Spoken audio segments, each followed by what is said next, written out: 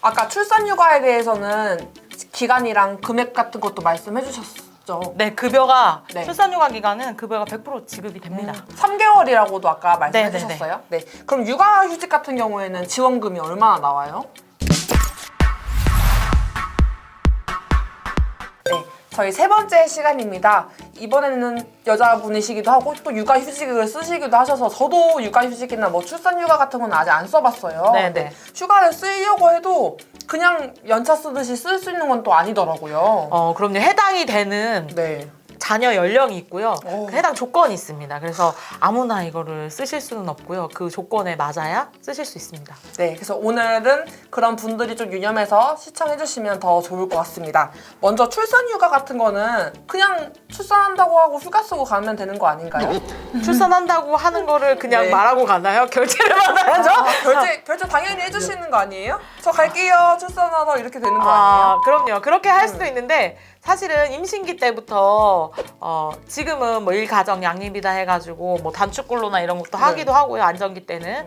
그리고 이제 출산하기 전까지 병원 진료나 이런 거 할 때 연차를 쓰는 분들도 계시지만 그건 근로기준법에서도 병원에 가는 시간이나 이런 거를 빼드릴 수가 있어요. 그래서 그렇게 하고요. 사실은 출산을 했을 때는 출산을 하러 양 과장님 말처럼 저 출산하고 올게요 하는 게 아니라 이제 출산 휴가를 신청을 해야 되고 기관에서는 또 출산 휴가를 간 사람을 대신해서 계약직을 근무를 뽑을 건지 대체 인력을 뽑을 건지 이분이 출산 휴가를 하고 육아휴직까지 낼 건지 이런 부분까지도 고민을 하게 됩니다. 그래서 출산 휴가 신청할 때는 당사자랑 그런 부분에 대해서 협의를 하고요. 네. 만약에 뭐 출산 휴가만 하고 온다 이러면 출산휴가 하시는 분은 이제 본인이 아이를 어떻게 맡겨야 되나 이런 고민도 하실 거고요. 직장에서는 출산휴가 기간 동안 이제 급여 지원이나 이런 부분을 하는데 급여 지원할 때 급여 지원하는 부분에 대해서 신청을 또 해야 돼요, 별도로. 그리고 출산하신 분이 출산했다는 확인서를 받아서 또 제출을 해야 되고 이런 것들이 챙겨야 될 업무들이 있기 때문에 그런 부분을 유념하시면 될 것 같습니다. 그리고 출산휴가 기간은 3개월, 한 자녀에 대해서는 3개월이고 또 이제 다태아라고 그래서 이제 쌍둥이라든지 새쌍둥이라든지 하면 이제 휴직 기간이 늘어나는데 무조건 3개월이 아니고 뭐 2명이면 5개월 이런 식으로 좀 늘어나고 있습니다. 네네. 2명인데 6개월은 아니네요, 또. 네, 그러면 이제 기간이 너무 길어지니까 네. 그렇게 됩니다. 그럼 그렇게 출산휴가는 진행이 되는 거죠? 육아휴직 같은 거는 또 어떻게 진행이 되는 거예요? 육아휴직은 이제 기본적으로 근로기준법에서는 이제 출산휴가는 근로자 누구나 줄 수 있는 상황이에요. 근로자가 다 받을 수 있는 혜택인데 육아휴직 같은 경우는 회사 사규나 정관이나 업무 규칙에 따라서 또 달라지기도 해요. 그래서 기본적으로는 근로기준법을 가지고 저희가 하기는 하지만 경우에 따라서 1년이 근무기간 1년이 안 된 직원이 뭐 육아휴직을 신청한다 하면 사업주가 반대하는 경우도 있어요. 왜냐하면 이 부분은 뭐 저희야 사회복지기관이니까 사실상 출산휴가 가고 육아휴직 간다 그러면 이제 다른 직원들이 일 다 맡아가지고 하고 막 이러는 상황들이 발생을 하는데요. 저희 같은 사업장이 아니고 일반 사업장 이제 개인이 운영하는 사업장이나 이런 데는 사람이 없으면 일이 안 돌아가는 상황들도 있어서 그럴 때는 뭐 대체 인력 채용 이런 거보다 사직을 권유하거나 하는 경우도 많죠. 아직까지 일가정 양립 뭐 이렇게 하더라도 그게 많이 이루어지지 않는 경우도 있고요. 육아휴직은 출산하고 바로 연달아서 쓰실 수도 있고요. 아까 협의를 해야 된다고 한 게 육아휴직을 자녀 기간으로 두시고 뭐 저는 6개월만 쓸래요. 뭐 한 10개월만 쓸래요 하시고 하셔도 돼요. 그래서 기본은 1년인데요. 기본 한 명당 1년인데 이것도 뭐 육아휴직을 육아기에 계속 쓰는 게 아니라 기준은 자녀가 초등학교 2학년 때까지. 2학년. 네. 근데 2학년이라는 기준은 3월이 되면 보통 3학년이 되잖아요. 그러니까 신청 기준일이 2학년일 때라서 저도 사실은 작년에 육아휴직을 낸 거는 둘째 자녀가 1학년이라서 학교를 입학하는 부분 때문에 냈는데 신청은 큰아이 걸로 했습니다. 큰아이가 아직 기준일이 돼가지고 큰아이 걸로 하고 제가 10월 달에 사실은 육아휴직을 들어갔는데 이게 또 법이 좀 개정이 돼가지고 그 10월 달부터 이제 육아휴직을 1년을 써도 단축근로를 또 신청을 할 수가 있어요. 그래가지고 뭐 육아휴직자에 대한 단축근로도 있어요. 근데 저는 뭐 그렇게 따로 신청은 안 했지만 그렇게 하실 수도 있고 해서 법 제도가 좋아지기도 하고, 뭐 제가 일하는 기관도 그렇고 공공기관이나 공무원 조직에서는 육아휴직 기간이 3년까지 또 진행이 되거든요. 그래서 3년까지 육아휴직 급여를 다 주는 건 아니에요. 1년은 유급이고 2년은 무급이고 뭐 이렇게 되고, 저희도 이제 정관에 7월 이후에 출생한, 그러니까 육아휴직 대상자인 사람이 아니라 출생 시점을 놓고 이제 휴가를 주는 걸로 결정이 돼서, 회사마다 정관이나 사규 그리고 업무 규칙 이런 것들이 있어요. 그래서 네. 그걸 좀 꼼꼼히 살펴보셔서 필요한 혜택이 있다면 받으시는 게 좋은데, 사실 여기서 눈치 보지 않고 네. 가기가 쉽지 않아요, 사실은. 네, 그래서 그런 부분들을 좀 잘 조정하셔가지고 본인한테 주어진 권리를 좀 쓰셨으면 좋겠고, 저도 사실은 출산휴가를 쓰고 퇴직을 바로 했거든요. 큰아이 출산했을 때.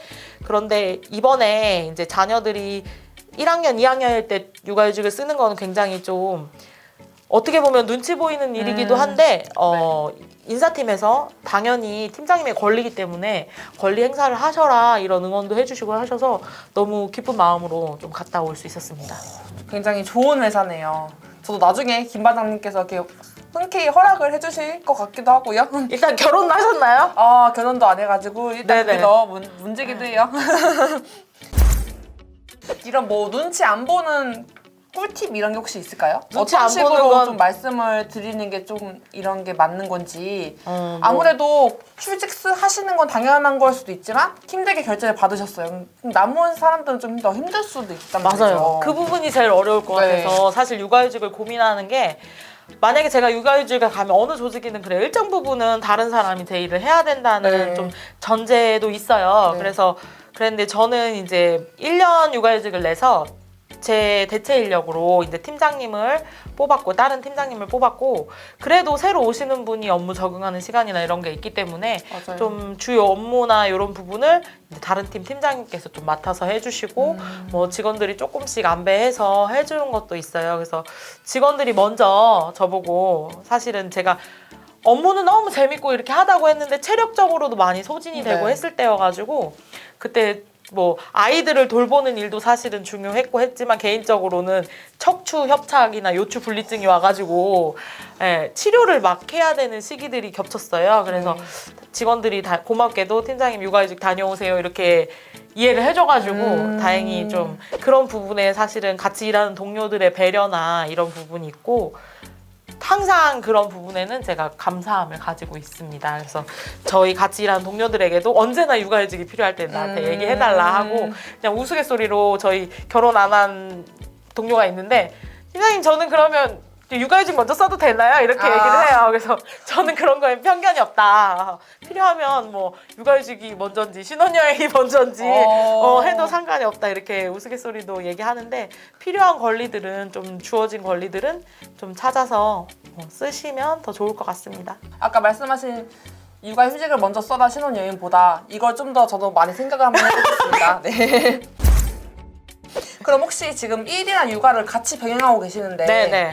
근데도 솔직히 아무리 맞벌이 부부가 대세이기도 하지만 좀 그만두고 싶을 때가 있으실 수도 있으실 것 같아요. 그렇죠. 그런 경우가 혹시 언제 있으실까요? 그만둔다는 것보다는 사실은 조금 그 힘든 부분이, 제가 어쩔 수 없을 때 이제 저도 스케줄 조정이 안 되는데 뭐 남편도 스케줄 조정이 안 돼서 아이들을 뭐 이제 조금 어쨌든 자기 보호 아동이라고 많이 자기 보호 아동이라는 건 사실 네. 부모가 좀 방임을 해가지고 자기 스스로를 보호한 아이들을 얘기하는데 네. 저희 아이들도 자기 보호 아동이 돼요. 그러니까 제가 사회복지를 한다고는 하나 정작 제 가정에 좀 복지를 조금 못하게 되는 상황들이 있거든요. 제가 네.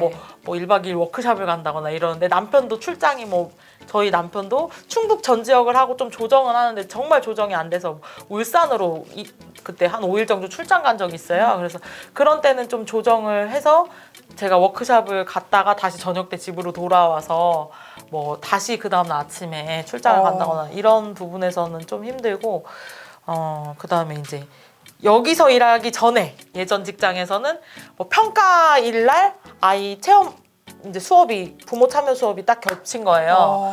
근데 이제 어린이집 선생님께 미리 말씀을 드렸죠. 네. 복지관 평가일이라 제가 빠질 수가 없다. 네. 제가 주담당자이고 이제 사업을 파트별로 설명을 해야 되니까 빠질 수가 없는 상황에서 말씀을 드렸더니 어머님 안 나오셔도 돼요. 다른 친구들도 뭐 다 이렇게 봉사자 선생님 있어가지고 안 나오셔도 돼요. 너무 신경 쓰지 마세요. 이랬는데 체험 당일날 네. 부모 체험하는 당일날 선생님께서 전화를 주셔서 어머니 근데 어떡하죠? 안 나오는 집은 어린이집에 아이들이 한 70명이 되거든요. 네. 그밖에 없어요. 이러시는 거예요. 이건 뭐 뒤통수 아닌가요? 아침에 출근하고 있는데 그러니까 애들이 안쓰럽고 그러더라고요. 그래서 울면서 다행히 저희 이제 시누이한테 전화를 해서 가줄 수 있느냐 이렇게 해가지고 시누이가 대신 갔지만 아이가 2명이잖아요. 네. 그러니까 시누이가 한 반에 들어가고 한 아이 이제 둘째 아이는 자원봉사자 선생님하고 이제 매칭이 돼서 수업을 했는데 그걸 아이가 한 2년 동안 계속 얘기했어요. 엄마 나는 엄마가 바빠서 수업에 못 왔지. 그래서 형아는 고모가 해줬고 나는 없어서 그냥 선생님이 해줬지. 막 이렇게 얘기하면서 본인은 그런 혜택을 못 받았다 이렇게 얘기할 때 좀 마음이 미어지는 상황들이 있었습니다. 그래서 좀 눈치 안 보고 네. 뭐 일하고 뭐 내가 조정해서 일할 게 조직 생활이라는 게 그렇잖아요. 내가 내 형편대로 다 맞춰서 할 수 없으니까 사실 일, 가정, 양립 이런 거 이제 최대한 맞춰주기도 하고 저희는 네. 이제 저녁이 있는 삶 이래가지고 퇴근도 막 장려를 하거든요. 그런데도 사실상 갑자기 일이 떨어지거나 내가 뭔가 처리해야 될 일이 생기면 양 반장님 바로 6시 되면 안녕히 계세요 이러고 퇴근하시나요? 지금은 열심히 칼퇴를 하고 있죠. 아니 근데 내가 오늘까지 내일까지 아침에 막 처리해야 되는 일이에요. 근데 일을 못했으면 좀 하고 가거나 그럴 것 같아요. 그죠? 초조하잖아요. 아무래도. 초조하기도 네. 하고 저희 같은 경우는 뭐 심사 서류라 뭐 내일 진짜 뭐 청에 이제 지자체에 제출을 해야 되거나 이런 서류들이 있고 이제 뭐 그런 이제 긴박하게 돌아가는 상황들이 있어요. 조정이 불가한. 네. 그러면 이제 또 그렇다고 6시에 안녕히 계세요 하고 퇴근할 수 없잖아요. 그죠. 그런 상황이 가끔 있을 때는 또 업무 처리를 하고 가야 되니까 그런 부분이 좀 어려움이 있지만 그래도 전반적으로는 지금은 조금 아이들이 크기도 했고 성장하기도 했고 해서 조금 그래도 만족스럽게 근무를 하고 있습니다. 아까 출산휴가에 대해서는 기간이랑 금액 같은 것도 말씀해 주셨죠. 네, 급여가 네. 출산휴가 기간은 급여가 100% 지급이 됩니다. 3개월이라고도 아까 말씀해 네네네. 주셨어요. 네. 그럼 육아휴직 같은 경우에는 지원금이 얼마나 나와요? 지원급은 급여에 이제 급여 통상액의 80%인데 그렇게 얘기하면 내가 200만 원을 받으면 160만 원 맞네 이렇게 하시는데 네. 상한액이 150만 원이고요. 하한액이 70만 원으로 제가 알고 있어요. 그래서 거기서 이제 최대가 그럼 100%가 나오면 네. 이제 내 월급의 80%가 상한액인데 그게 최대 150만 원이라는 얘기거든요. 네. 그래서 최대치로 받으면 이제 150만 원을 받는데 월에 150만 원을 다 받는 게 아니고요. 그 중에 20%에서 지금 저도 정확하게 기억이 안 나요. 20%에서 25%를 별도로 적립을 해둬요. 그래서 1년을 쓰신다 그러면 1년을 적립해 두시고 6개월을 쓴다 그러면 6개월을 적립해 뒀다가 이 고용보험 육아휴직 지원금이라고 그래서 이제 장려금이거든요. 그래서 이 장려금을 지원해주는 이유는 이분이 현업에 복귀를 해서 잘 생활을 할 수 있게 그런 목적을 가지고 지원해주는 거라 복직 후에 6개월 있다가 지금 다시 이제 이 적립된 금액은 그분이 근무를 한다는 전제 조건 하에 재직증명서라든지 6개월 동안의 급여 명세를 제출을 하면 드리고 있고요. 그래서 저 같은 경우는 이제 급여 상한액으로 받아서 125만 원씩 3개월은 받았고요. 그 다음에 이제 90만 원 정도 해가지고 나머지 개월수 동안 받았습니다. 그래서 뭐 조금 쪼들리지 않냐 이렇게 말씀하시는 분들도 계셨는데 다행히 이제 뭐 명절 수당이나 이런 부분들이나 이런 거 있고 복직할 때는 진짜 쪼달리긴 했었습니다. 뭔가 근데 급여 상한액이나 이런 거 정하는 기준도 따로 혹시 있는 거예요? 아까 125만 원이라고 말씀해 주셨는데요. 기본급에서 기본급하고 이제 고정 수당 같은 걸 계산을 하게 되는데요. 그건 뭐 기관에서 임의로 하는 게 아니라 그분의 급여 명세라든지 육아휴직 신청 내역을 이제 고용 지원하는 곳에 보내게 되고요. 그곳에서 이제 최대 급여 인정액을 확인을 네. 하게 됩니다. 그리고 회사에서 그렇게 이제 저희가 육아휴직 신청하고 회사에서 육아휴직 관련한 자료들을 보내주면 저희는 뭘 하냐면 휴대폰에도 이제 어플리케이션으로 깔 수가 있어요. 그래서 저 같은 경우도 지금 깔려 있거든요. 왜냐하면 저는 이제 4월에 그 적립금을 받아야 돼서 신청해서 받아야 돼서 이렇게 어플리케이션을 깔아 놓고 있고요. 이름이 뭐예요? 고용보험 모바일로 보시면 됩니다. 그래서 여기에 지금 모성보호라고 보이죠? 그래서 육아휴직이 아니라 모성보호를 눌러주시고 신청을 하면 돼요. 그래서 여기 모성보호를 누르시면 지금 육아휴직 급여 이렇게 보이시죠? 다 나오네요. 그러니까요. 이렇게 육아휴직 급여, 뭐 출산 전후 급여 이렇게 해가지고 다 신청을 하실 수가 있고요. 서류를 미리 찍어 놓으시면 신청이 가능하고 육아휴직은 회사에서 육아휴직 사실 확인원을 제출을 해주면 제가 뭐 별도의 서류는 거의 필요가 없이 지급을 받으실 수가 있습니다. 신청하면 바로 또 돈은 2주 내에 들어오고 바로바로 지급이 되니까 딱 땡 하고 1일 되는 날 신청하시면 돼요. 그래서 육아휴직 시작하는 1일이 아니라 후불제예요. 그래서 30일이 지나서 그 10월부터 시작했으면 11월 1일 날 신청해야 10월 급여가 나오는 거예요. 굉장한 좋은 꿀팁이었습니다. 네. 4월 달에요? 네. 375만 원 나옵니다. 와, 375만 원이니까 더 나올 수도 있어요. 딱 거기에 돈이 나오는 거죠. 후원도 조금 하고 그리고 맛있는 거 사 먹고 말씀하신 것처럼 제가 회식도 한번 시켜드리겠습니다. 네, 감사합니다. 네, 그래서 이번 편에는 뭐 출산 휴가나 육아 휴직 등 들으면서 워킹맘들이 엄청 더 대단하다는 거를 느낄 수 네. 있는 시간이었던 것 같아요. 존경합니다. 누구였지? 사유리. 네. 미혼모. 아까 이제 네네네. 그랬잖아요. 네. 근데 결혼을 만약에 안 했으면 네네. 혼인신고가 안 됐어도 미혼모가 있을 수 있잖아요. 네. 그거 어떻게 되는 거예요? 출산휴가나 육아. 그래도 자녀가 어쨌든 미혼모로 이렇게 돼 있어도 만약에 자격이 되면요. 출산휴가나 육아휴직은 쓰시는데 문제가 없습니다. 혼인하고 상관없어요? 네, 혼인과 관계없이 뭐 임신 해야 진단서나 출산 이런 출산 확인서? 확인서는 이런 다 뗄 것만 수 있으면 되는 있으니까 다만 이제 나중에 뭐 출산하시고서는 아이를 이제 호적 신고를 해야 되는 상황에서 좀 어려움들이 발생하긴 하는데요.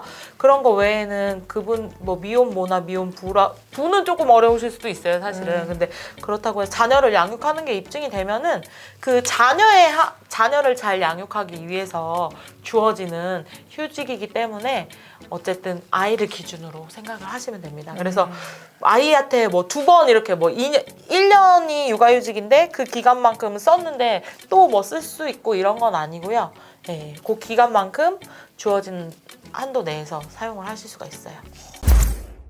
이렇게 오늘 3편까지 한번 나눠봤는데 유튜브 처음 촬영하신다고 하셨는데 저는 좀 여러 번을 해도 아직 적응이 안 되는데 너무 말씀을 잘하시더라고요. 아닙니다. 소감 같은 거 한마디 해주시죠.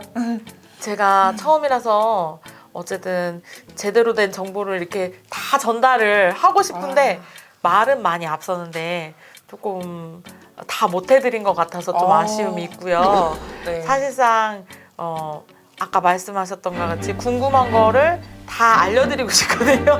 솔직하게 이렇게 어떠셨나 개인의 경험도 되게 중요한 것 같아요. 사실 이론적으로 알려주는 부분은 누구나 할 수 있는데 경험에서 느끼는 부분 근데 그게 제 주관적인 경험뿐만이 아니라 그냥 객관화된 사실이나 이런 거랑 다 중첩이 돼서 좀 여러분들이 알고 싶었던 궁금증을 좀 해결해 드릴 수 있는 시간이 되었으면 더 좋았을 것 같습니다. 네, 충분히 많은 정보를 주셨지만 좀 더 궁금한 거 있으시면 댓글 남겨주시면은 저도 달아드릴 거고 저도 모르겠으면 제가 직접 여쭤보겠습니다. 네, 제가 뭐 신청은 어떻게 하나요?부터 네. 돈은 많이 나오나요? 육아휴직 가면은 또 생활이 좀 궁핍해지지 않나요? 뭐 이런 거 궁금하실 거예요. 네. 그래서 그런 거는 별도로 댓글 달아드리겠습니다. 지금까지 시청해주셔서 감사합니다. 여러분들의 구독, 좋아요. 알림 설정 왜 안 해? 알림 설정 안 해도 돼요. 알았어요. 구독, 좋아요만 해도.